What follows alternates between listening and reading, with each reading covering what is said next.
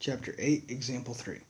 Suppose you revise the menu to offer 3 veggie toppings, mushroom, onions, broccoli, for $1 each, and 2 meat toppings, pepperoni, sausage, for $2 each. Now the possibilities are you could have 0 toppings for $8, you could have 1 topping, which would total $9, which means you just have 1 veggie, or you could have 1 meat, which brings your total up to $10. You could have 2 toppings, so you could have 2 veggie, or you could have a veggie and a meat, and so on, all the way up to 5 toppings. So now, at $1 you have 2 different prices. At $2 you have 3 different prices. At 3 different costs, 4, 2, and then 5 at 1. So our graph's going to look a little different.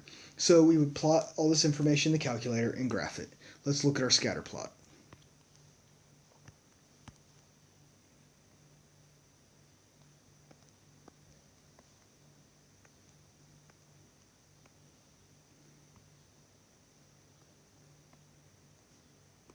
Okay, so we look at the scatter plot. It has a strong positive linear relationship. Normally I would write out a paragraph describing all this distribution, but we've done that enough. You know how to write that up at this point. Check your conditions, make sure that we can talk about correlation and variation. You need to always do that first. So there's our scatter plot. Let's also look at the residuals and see if this looks good. Looks like we did the right thing. So here's my residual plot. And it looks pretty spread out. Kind of looks like a rhombus to me. So maybe there's a little pattern.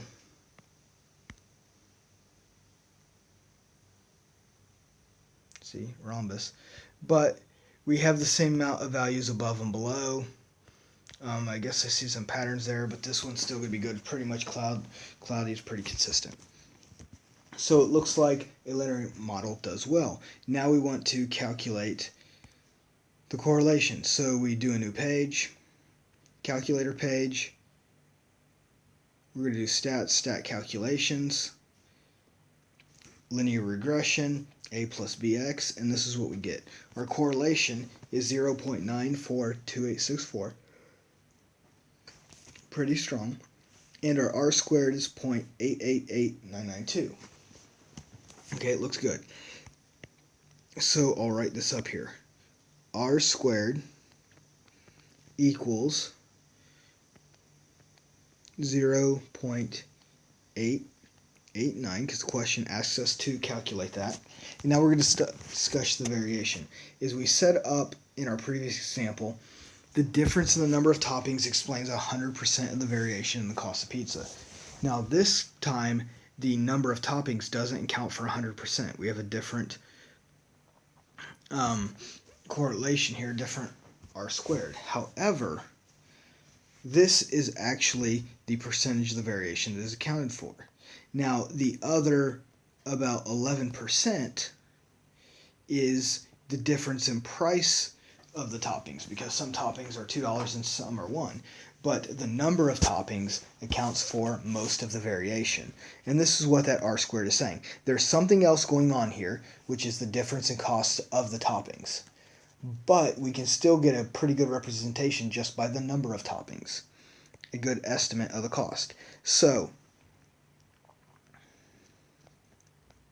88.9%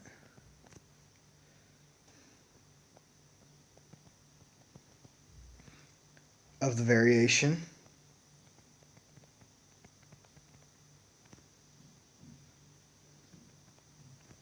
in pizza cost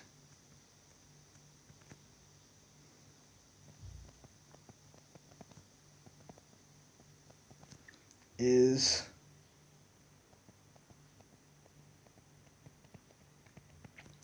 accounted for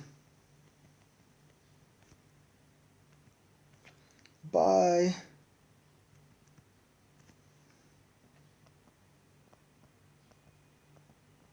the number of toppings.